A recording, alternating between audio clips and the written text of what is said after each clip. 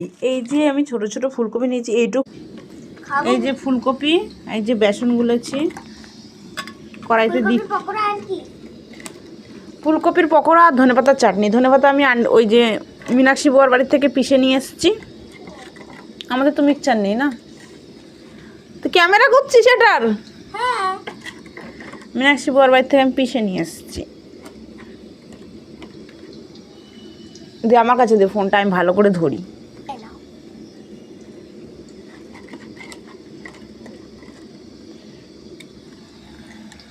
এই যে হচ্ছে ফুলকপির পকোড়া। গরমা গরম ফুলকপির পকোড়া কিন্তু তৈরি।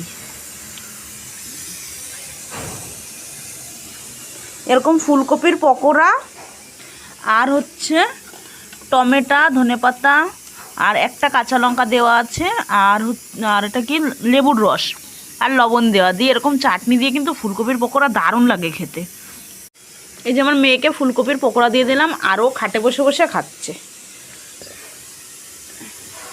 কেমন হয়েছে মা? গরম তো হবেই, গরমা গরম বানিয়েছি। দারুণ হয়েছে। গরমা গরম করকরা ফুলকপির পকোড়া আর চাটনিতে চুবিয়ে এ নাও, আমি তোমাকে খাইয়ে দিই। আরে কেমন হয়েছে?